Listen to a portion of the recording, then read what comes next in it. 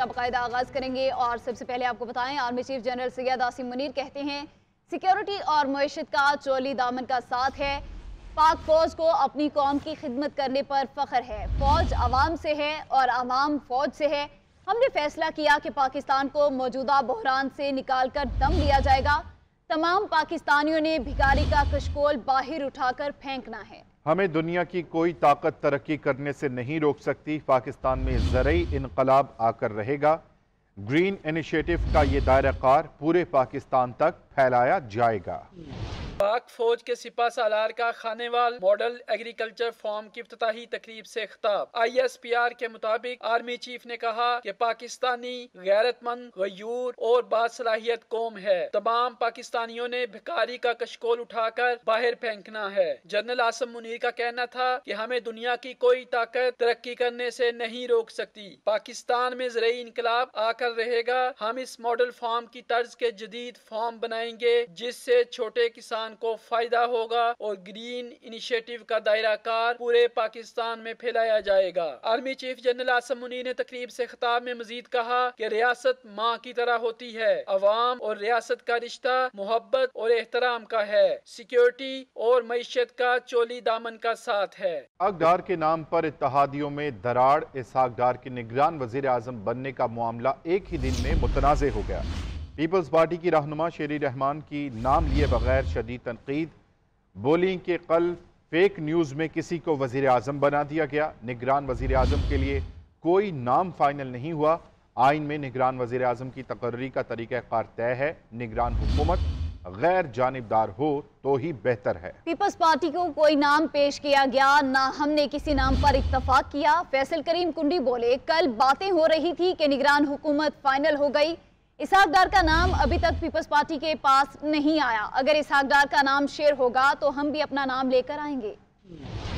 کوئی نام ہم سے شیئر نہیں ہوا ہے اور نہ کوئی فیصلے پیپلز پارٹی کی طرف سے آئے ہیں، نہ نام کے حوالے سے نہ کسی چینج کے حوالے سے. اس کا مطلب یہ ہے کہ پیپلز پارٹی نے وہی پوزیشن رکھی ہے جو پہلے تھی کہ کیئر ٹیکر گورنمنٹ آتی ہے تو ہم غیر جانبدار ہو تو بہتر ہے. تو یہاں چل پڑی لمبی لمبی فائنل خبریں، یہ سب فیک نیوز ہے. کوئی ایسا اگریمنٹ نہیں ہوا ہے، کوئی ایسی بات نہیں ہوئی ہے کہ کسی کا نام ہماری طرف سے کم از کم فائنل ہو جائے. کل خبریں چل رہی تھی کہ دبئی میں کوئی میٹنگز ہو رہی ہیں دوبارہ اور وزیر اعظم بھی فائنل ہو چکے ہیں جس کی ہم نے کل اس پہ ہم نے تردید کی. اسحاق ڈار صاحب کا نام پاکستان پیپلز پارٹی کے پاس نہیں آیا، آج تک نہیں آیا. اس کے بعد اگر مسلم لیگ نون کے پاس یا باقی جماعتوں کے پاس ان کے پاس اختیار ہے کہ وہ اپنے نام لائیں گے، اس میں تمام لیڈرشپ بیٹھیں گی، 3 نام شارٹ لسٹ ہوں گے، پھر وہ لیڈر آف دی اپوزیشن کے ساتھ ڈسکس ہوں گے. تو آج تک جو ہے پاکستان پیپلز پارٹی کے ساتھ اسحاق ڈار صاحب کا نام شیئر نہیں ہوا. اگر ہوگا تو ڈیفینیٹلی ڈیبیٹ ہوگی. ہم بھی اپنے نام لے کے آئیں گے، باقی جماعتیں بھی نام لے کے آئیں گی، ڈسکشن ہوگی. اس کے بعد جو بھی ہوگا وہ کیئر ٹیکر جو ہے وہ پرائم منسٹر ہوگا. لیکن ہم یہ سمجھتے ہیں کہ اتنے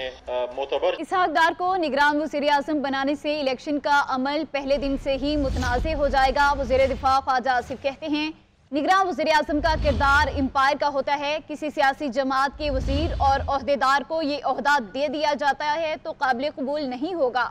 اسحاق ڈار کا نام کسی لیول پر ڈسکس نہیں ہوا. ایک ٹی وی انٹرویو میں ان کا کہنا تھا کہ سوشل میڈیا پر نگران وزیر اعظم کے لیے جو نام آ رہے ہیں ان میں سے کوئی بھی زیر غور نہیں ہے. قومی اسمبلی 2-4 روز قبل بھی تحلیل کی جا سکتی ہے.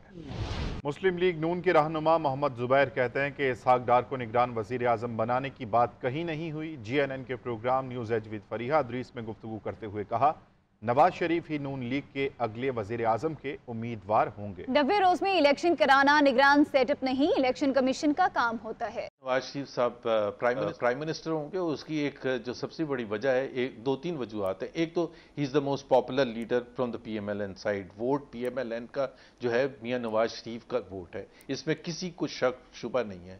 دوسری چیز یہ ہے کہ across the length and breadth of Pakistan جو PMLN کا ورکر ہے، سپورٹر ہے، اس کے حساب سے ایک انفنشڈ ایجنڈا ہے. اور وہ انفنشڈ ایجنڈا یہ ہے کہ 3 دفعہ میاں نواز شریف پرائم منسٹر بنے اور تینوں دفعہ ان کو نکال کے باہر پھینک دیا گیا اور تیسری دفعہ تو ان کو سیاست سے ہی باہر کر دیا گیا. وہ انفنشڈ ایجنڈا وہ فنش ہونا ہے اور وہ ایک ہی طریقہ ہے کہ PMLN اگر جیتتی ہے تو Mian Nawaz Sharif should become the prime minister of Pakistan. اور اب آپ کو بتائیں وزیراعظم شہباز شریف کہتے ہیں آئندہ ماہ نگران حکومت آ جائے گی، معیشت کی بحالی اور بہتری کے لیے جو بھی مطلوبہ اقدامات کرنے ہوں گے وہ کرے گی۔ اس کے لیے ہم قانون سازی بھی کر رہے ہیں تاکہ عبوری حکومت کے زمانے میں وقت کا ضیاع نہ ہو۔ مسائل پر قابو نہیں پائیں گے تو معیشت کا پہیہ تیزی سے نہیں چلے گا۔ انٹرم گورنمنٹ مارز وجود میں آئے گی اور جتنا عرصہ جو آئینی ہے اس دوران ہماری اکانومی کو ٹرن اراؤنڈ کرنے کے لیے جو بھی اقدامات ہیں وہ مجھے پوری امید وہ کرے گی۔ اس کے لیے ہم انیبلنگ لیجسلیشن بھی کر رہے ہیں تاکہ انٹرم گورنمنٹ کے زمانے میں وقت کا ضیاع نہ ہو اور ٹیم ایفرٹس کے ذریعے ہم اس کو فل فور ان معاملات کو حل کرنے کے لیے پوری کوشش کریں۔ اور اب آپ کو بتائیں کہ جڑواں شہروں میں موسلا دھار بارش ہوئی، راولپنڈی میں رین ایمرجنسی نافذ کر دی گئی۔ واضح حکام کے مطابق نکاسی آب کے لیے ہیوی مشینری اور عملہ نشیبی علاقوں میں تعینات کر دیا گیا۔ نشیبی علاقوں سے پانی نکالنے کے لیے آپریشن کی نگرانی ایم ڈی واسا خود کر رہے ہیں۔ نانا لئی کی مانیٹرنگ بھی کی جا رہی ہے۔ پانی کا بہاؤ معمول کے مطابق ہے۔ جڑواں شہروں میں اب تک 58 ملی میٹر بارش ریکارڈ کی جا چکی ہے۔ چکلالہ کے مقام پر 58، بوکڑا 20 جبکہ شمس آباد میں اب تک 10 ملی میٹر بارش ریکارڈ کی گئی ہے۔ کراچی والوں کے لیے مانسون کا دوسرا اسپیل انتظامیہ کی نااہلی نے زحمت بنا دیا۔ چند گھنٹوں کی بارش ہی انتظامیہ کے تمام دعووں کو بہا لے گئی۔ بارش تھمتے ہی مسائل کھڑے ہو گئے۔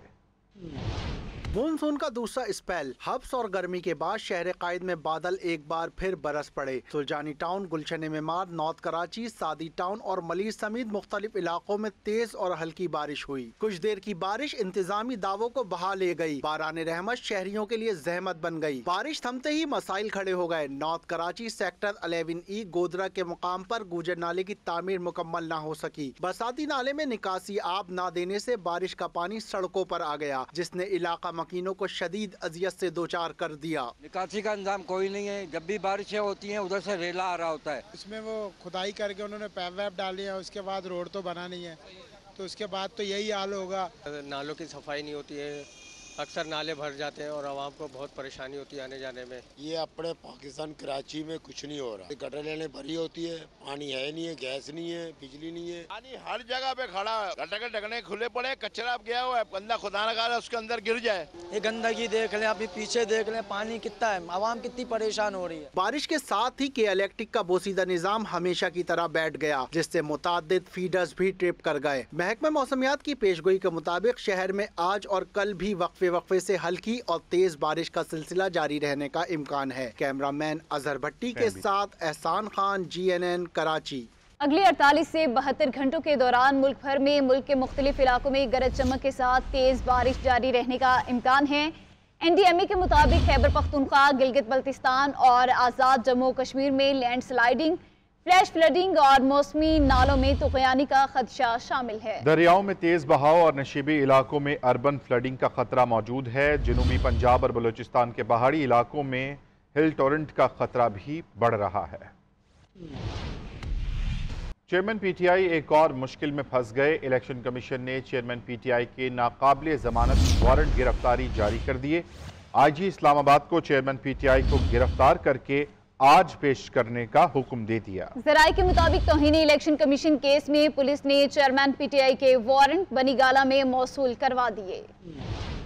تحریک انصاف کے سربراہ کے ناقابل ضمانت وارنٹ جاری۔ الیکشن کمیشن نے توہین الیکشن کمیشن کیس میں عدم پیشی پر وارنٹ گرفتاری جاری کیے۔ احکامات پر فوری عمل درآمد کے لیے IG اسلام آباد کی زیر صدارت پولیس افسران کا ہنگامی اجلاس طلب کر لیا گیا، جس میں PTI چیئرمین کے ناقابل ضمانت وارنٹ گرفتاری جاری ہونے اور گرفتاری سے متعلق مشاورت کی گئی۔ پولیس ذرائع کے مطابق PTI چیئرمین کو گرفتار کرنے کے لیے پولیس کی خصوصی ٹیم تشکیل دی جائیں گی۔ گزشتہ سال اگست میں الیکشن کمیشن نے PTI چیئرمین اسد عمر اور فواد چودھری کو مختلف جلسوں، پریس کانفرنسز اور متعدد انٹرویوز کے دوران الزامات عائد کرنے پر الیکشن کمیشن کی توہین اور ساتھ ہی سربراہ تحریک انصاف کو توہین چیف الیکشن کمشنر کا نوٹس جاری کیا تھا۔ الیکشن کمیشن نے تینوں کو کئی بار نوٹسز جاری کیے کہ وہ ذاتی حیثیت یا بذریعہ وکیل پیش ہوں، لیکن متعدد بار پیش نہیں ہوئے، جس پر ان کی عدم پیشی پر وارنٹ جاری ہوئے اور اب اس وارنٹ پر لازمی عمل درآمد کا حکم جاری کر دیا گیا۔ چیئرمین PTI کے خلاف توشہ خانہ فوجداری کارروائی کیس، PTI لیگل ٹیم نے کمرہ عدالت میں نعرے بازی پر معافی مانگ لی۔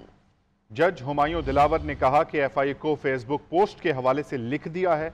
मैंने इस्लामाबाद हाई कोर्ट को लिखा है कि मुझे भी इंसाफ चाहिए।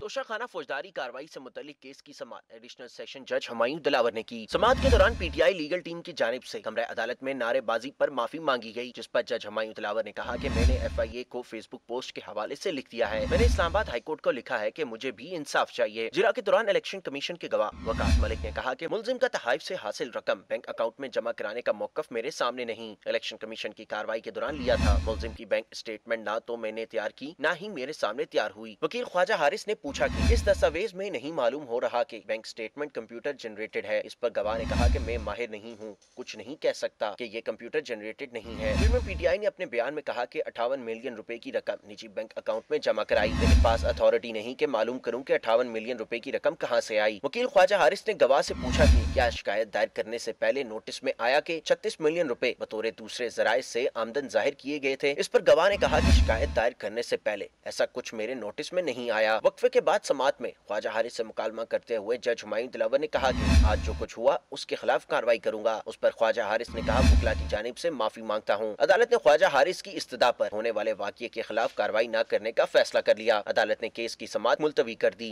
कोयटा में वकील अब्दुल रज़ाक शर के कत्ल केस में चेयरमैन पीटीआई की नामजदगी का केस सुप्रीम कोर्ट ने 9 अगस्त तक चेयरमैन पीटीआई की गिरफ्तारी से रोक दिया।